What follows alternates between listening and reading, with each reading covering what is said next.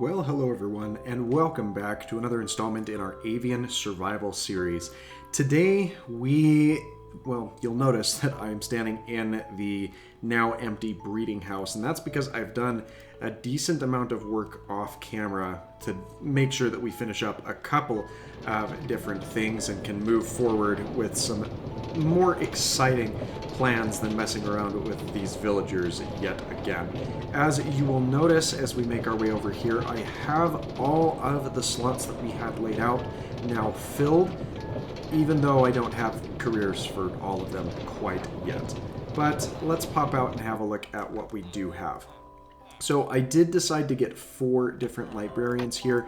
This first guy has an efficiency 5 trade. I probably should have kept going trying to get a protection trade, but unfortunately that was just not the case. I didn't get Unbreaking 3, but I did get Unbreaking 2 at a very reasonable price, and combining things together isn't that difficult to do, even though it does cost us a couple of levels.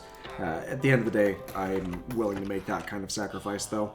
We've got our Mending Villager, which we highlighted in our episode from last week. And then this guy I actually pulled the trigger on a little bit too early because he has an Efficiency 4 book and we have somebody else that has Efficiency 5. I was ready to do the exact same thing that I was doing with the Unbreaking 2 Villager here. So hopefully one of these 4 villagers gives me a decent protection type book. Otherwise, I will be working a little bit more to ensure that I can get protection off of an enchanting table in a setup that I've started working on as well. We've got 2 different Fletchers. They don't really give us a whole lot. They do give us a decent, reliable trade with stick trades and such. And then here we have 3 stonemasons. They all have at least one type of trade for the different stones within the game. This guy has an andesite trade, this guy has a diorite trade. No, this guy has a granite trade, and this guy over here at the end has the diorite trade, as well as andesite as well. And getting these guys up to their maximum level actually gives us access to a couple of really cool things. There's the glazed magenta terracotta, which I think might come in handy if we wanted to use that as some indicator arrows. For different pathways within the Nether or other stuff, but we'll see whether or not that's something I do end up utilizing at all. And then, of course, their master level trades are all variations on quartz blocks, which would be quite nice.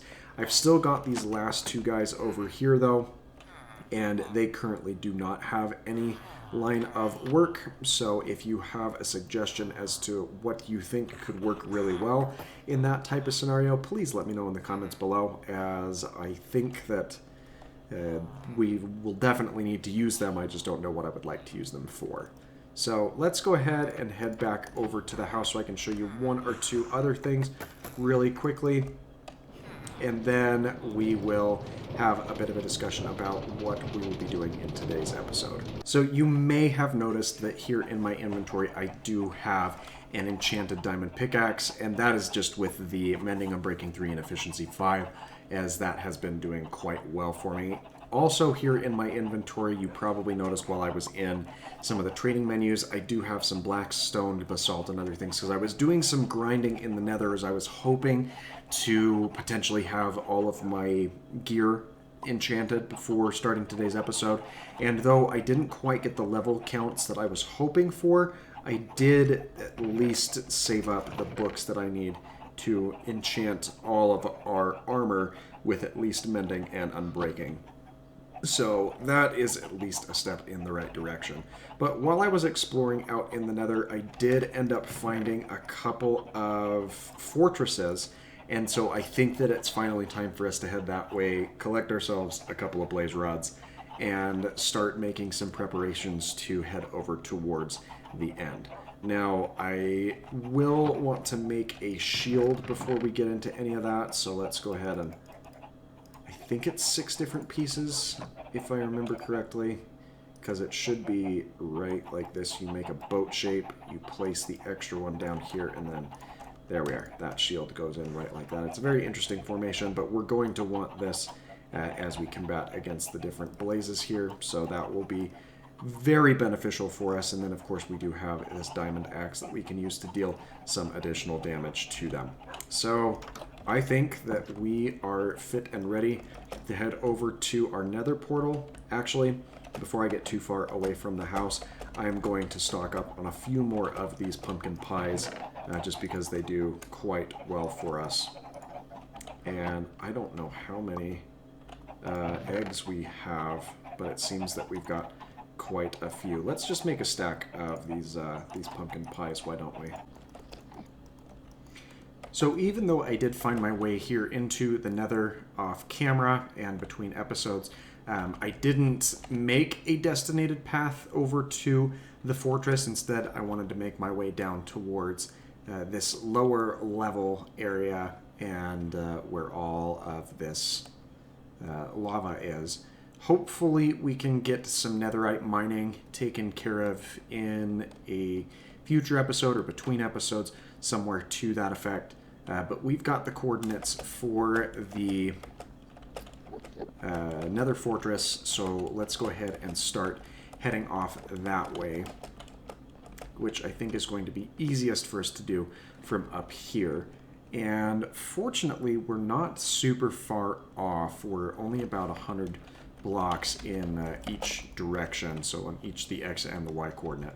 So I'm going to go ahead and make a little tunnel here, and I am going to go ahead and mark it with a couple of these stones, and then we'll just pull out this axe and head off in that direction. And we will be stopping to grab any of this nether quartz as we can, because not only is it going to give us some nice experience, but it'll also make sure that our pickaxe is in very good shape to keep us moving. Alright, so we are here at the Nether Fortress, or at least a portion of it, and unfortunately there is a skeleton that's keeping some watchful guard over the top portion of that. But since we are in Origins and we've got the benefit of some specific abilities, we can just float on down to here, dodge those incoming fire blasts, and then fall our way down into the fortress and determine what course of action we want to take from here. I don't have anything to light up these corridors, unfortunately, but I'm sure we should be fine. And let's see what we get out of some of these loot chests. And if we can keep away from some of these wither skeletons as well. Maybe we'll get lucky and get ahead. Maybe we won't. We'll find out. But I would like to see if we can find some nether wart as well. Okay, so we found a spawner over here. Problem is, it's got lava running right through it, which is not favorable in the least bit. Let's grab a little bit of this quartz just because it's over here and we could use the extra levels. And then I think if we come around it this way, we can at least get a view of where the lava's coming from, a very inopportune location.